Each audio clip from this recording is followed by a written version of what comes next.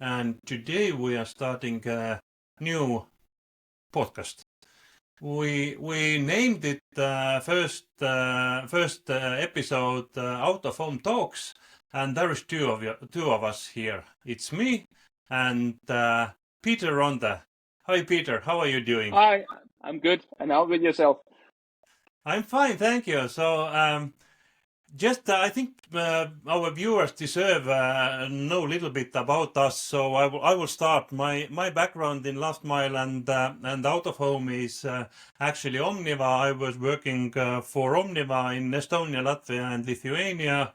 My passion is parcel lockers and automation. So that's why I'm around and now involved with Parcel Locker Central. So back to you, Peter. Yeah, my name is Peter Ronde. I am been working within logistics for the last 30 years. And for the last 20 years, I've been working with e-commerce logistics, mainly in e-commerce companies. And for the last 12 years, I've been working with parcel lockers and last mile returns, C2C and things like that, in out of home in as a consultant for different companies all around the world, right? So let's start the discussion today with a few news from the industry. First, let's go to New York and recent news about New York's municipality decision to build a public locker network, because they can see this is the only way to manage deliveries in a busy city. How do you feel about that news? I think it's great news. I think US has, they are many years behind Europe on parcel lockers. You have some companies there who has done residential lockers like Quadient and Smartbox and Luxa One and so, but you haven't seen anyone really going into the agnostic approach with the municipality. And I think GoLocker is the first to do so. Very interesting news from there. And I think we will start to see that a lot of the manufacturer of parcel lockers will start really going to US now, because they have the offerings, and it's just a matter of time where you will see more of that in other big cities. And you have to remember that a municipality or a city like New York, it's 10, 15 million people, right? It's the same size as Romania or Czechoslovakia, and so there is a big need for a lot of lockers in cities like that. So I think it's great news. It's great news for the industry, I would say. Absolutely. We have been waiting all the opening of the US and Canada markets for the parcel lockers, and this is actually the best possible way to start from the New York, the most busy and popular city. If they can manage to solve the problem there, this is going to spread to other regions also. And again, this is a huge what's going to happen in US after that. I'm sure about that. It's slower than expected. I would have assumed that it will came 4 or 5 years ago, but I think it will now come. It's just a matter of time before some of the real big ones are looking into this, but also you can say investment companies that will start looking at it as from a more investment perspective, where they will invest in infrastructure of lockers instead of a network of lockers, right? So I really think that it's going to happen now in US. And the other news is much closer to us. We are talking about Sweden and DHL decision to open their parcel locker network there. So Peter, you have been also involved with that project in the history. So what's your memories and comments on that? I think first of all, I think it's very interesting what DHL is doing now. They were the first on lockers in Germany. They kind of invented the lockers there, and then they started in other countries. I was part of a project in Sweden from back in 2014-15, where we established 300 lockers in Sweden that were used by DHL Express and DHL e-commerce. And then it's kind of, it didn't take off at that time, because they were the first in the Swedish market to have lockers. And it took a long time for, you can say, e-commerce to adapt it and have it in their checkout flows and so. but now it seems that it's coming back. And I think it's a good decision that DHL e-commerce is doing right now all over Europe, where they are going in agnostic solutions if it's possible, or they establish their own where it's possible. And even with a link to what they have done in the Netherlands, where they have purchased Instabox and or Botby, both the companies lockers in the Netherlands, to establish their own network of lockers. I think it's interesting, and I think it's a clever move by DHL in Sweden. Also because Sweden is now becoming a very big locker country, with a lot of lockers from PostNord, Bring, and others, right? So good decision.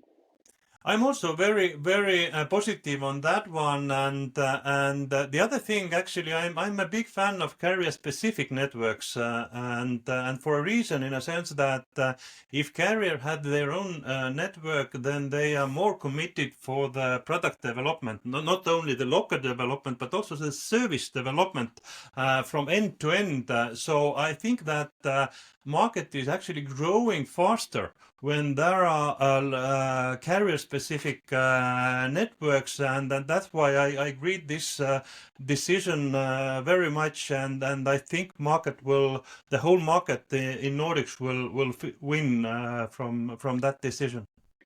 Yeah, and I think it's just a start. I think what we will see pretty soon is that you will start to see also will have carrier-specific networks, but they will also start to enter some of the agnostic networks, right? And in Sweden, especially, I'm very very curious about the situation, because my last learnings is that Amazon will start to deploy lockers in Sweden, and when they start to deploy, of course, the other players have to react on this. So it will be funny to see what will happen in Sweden. I'm looking forward to it. I think it's going to be Absolutely. great.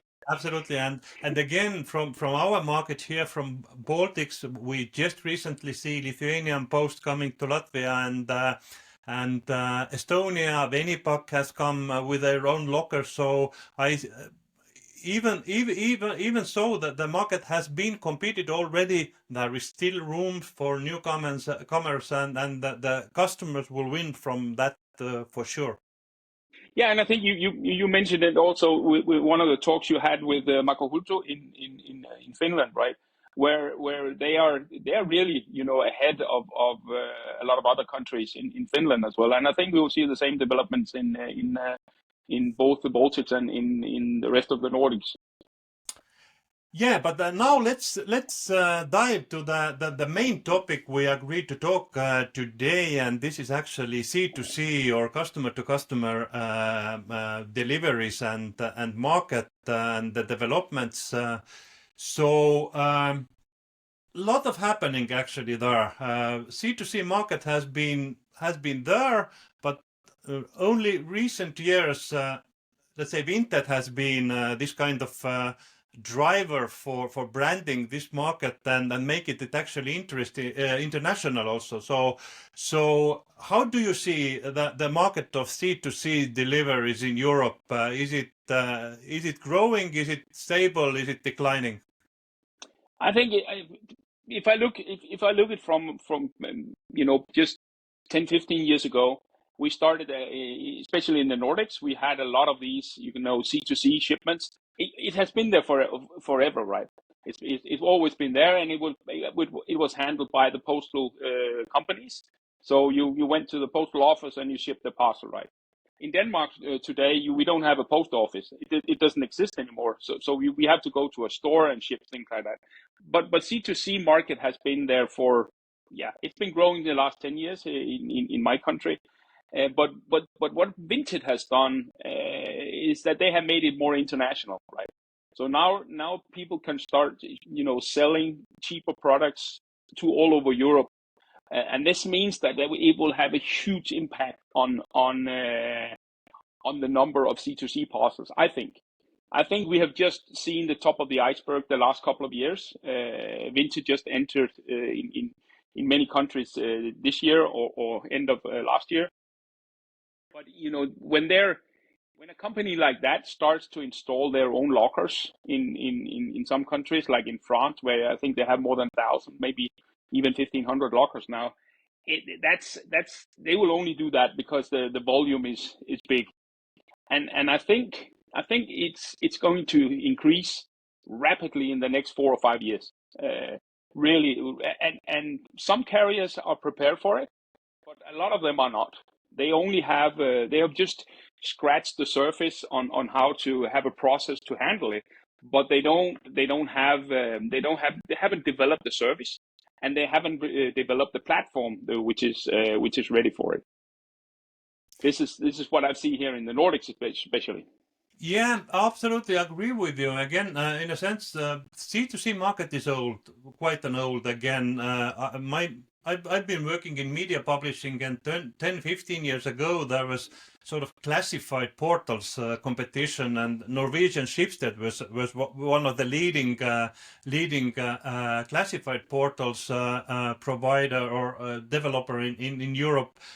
But those were, as you said, those were local markets, and second-hand products were shared only in very close communities. But what Vinted first of all did, they created this branded international platform to sell the second-hand products, and this was the first powerful move. And exactly the same. The next move was when they entered the parcel locker delivery. So they are providing now the full infrastructure to exchange the products, and I see that there are a few reasons for that. First of all, the new generation is much more or much less owners mentality. They are sustainable. They want to own only the things they need, and that's why they want to get rid of the old things, and they are tech savvy. So those two things are sort of driving also this inter-exchange of the products in my mind, and Vinted has solved both sides quite brilliantly. Yeah, and I think you're absolutely right. You know, the new generations, it's kind fashion is kind of changed, right? Because when we were kids, right, if you had to buy your clothes from a used clothes store, right, it was kind of embarrassing. But now it's fashion, right? If you can tell someone that you have purchased this shirt from someone in Sweden or in Poland and so, and you only gave this amount of money, then it's kind of a status, and I think that will have a huge impact. I think what Vinted has changed in the last 2 3 years is the mentality, right? And they are very aggressive on how they do it. In Denmark, they purchased the biggest national company that was doing this, and they kind of they purchased it, and I think now they will close it, and then it will be the Vinted platform. So it's in a very aggressive way, but people are, they're just adapting it. It will, no, okay, now it's Vinted, and we can now, we have this window now, it's all over Europe. And I think it's just a matter of time. This is my personal belief, that they are establishing their platform on C2C, right? But once they have you can say the platform, the whole infrastructure, maybe they will start to, to offer this to e-commerce, right? So it's another way of building an infrastructure and a platform. I think it's a very clever move, and I haven't seen any courier companies or postal organization look into their business case and try to follow it. It's more like, okay, we will service Vinted, or we will send their parcels and we will cooperate with them. But I think their strategy is much bigger than that. I agree. They are disrupting several industries, not only the classified portal or carrier ones. This is a totally new business model with end-to-end solutions. Yeah, and good for them, because it's just now it's clothes and it's fashion and shoes and things like that. But what's next, right? Then there will be other kind of products, and that will just increase the number of parcels into C2C. And I know we've seen a decline in e-commerce in general, but the number of parcels I think will be stable and moving up. Also because you have these Chinese companies that are coming in with a lot of stuff that people buy, but they will probably sell it quite fast again, because it's not it's not something that you keep, right? So Yeah, and in a sense, we have already agreed with you that we are going to have a next episode talking about those platforms like Temu and yeah, Amazon, and that their sort of how they will change the world. But back to Vinted, in a sense. I agree with your view that basically the parcel locker business is not actually related to the product what you are putting inside, but with a person who is using that parcel locker, and if you manage to engage one person to use your lockers to interexchange second-hand products, then there is only one step away to deliver also the new products to the locker and get additional revenue and volume for your lockers. So I think Vinted is going to be or they are going to be a big competitor for carriers and other local networks for sure. yeah, but also C2C, the whole C2C development will have an impact on you can say the technology, not only the software behind the lockers, for instance, parcel lockers or Pudos, but also on the requirements for the lockers and the Pudos. We will see much more self-service desks in stores where you can actually do everything yourself. We had them many years ago, but I think they will come back. We will also start to see lockers where in the last 4, 5, 6 years, a lot of technology has been taken out of the lockers. There's no scanner, there's no screen, battery-driven lockers like that. But now we will probably start to see lockers with printers again for labels and things like that. Some countries already do that. In Ireland, they do that, and in other countries as well. So it will also have an impact on how the whole technology and the hardware is being done in with the locker. And we will probably also see in some countries a denser locker network. So it's not only that you will see lockers, within 1,000 meters from where you live, or you will probably start to see them even closer, because there will also be a competition to get these C2C parcels, right? And customers are like, the more convenient, the closer they are, the more they will use them, right? So it will have an impact. This C2C development will have an impact on the whole business, I would say. Absolutely, absolutely, and this has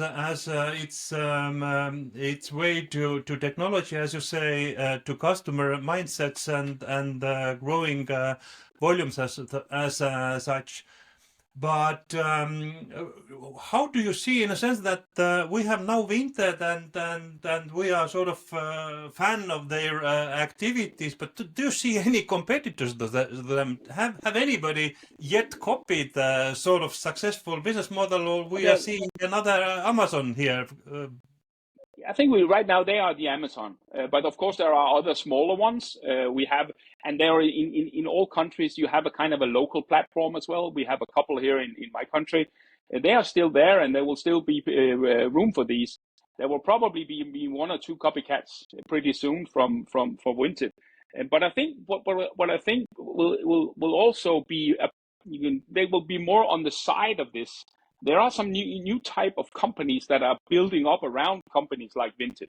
And these companies that are actually distributing or selling or integrate packing material, right? Because a lot of these, right now, everyone is using recycled plastic, recycled cardboard and boxes and so. But you will start to see companies like Recip with reusable packages, where the customers can actually use this and they can get a discount for the next purchase, and they can also use it to send their C2C parcels and things like that. So I think we will see a new generation of companies around Vinted where they will actually support the business idea of Vinted with different products and with different solutions. This I think that's gonna be the next big thing in Europe. You know, reusable packaging like Recip and others. Yeah, now you revealed already our next episode topic, and this is returns and packaging. So let's wrap up this episode today here. To our viewers, if you have any questions or any topics to propose, what we should cover, so be our guest. Share our ideas, share your ideas with us, and we are trying to cover. And thank you, Peter, for that You're discussion. welcome. I think we are going to be back online. Thank you very much, and have a great one. Take Bye. care. Bye. Bye. 7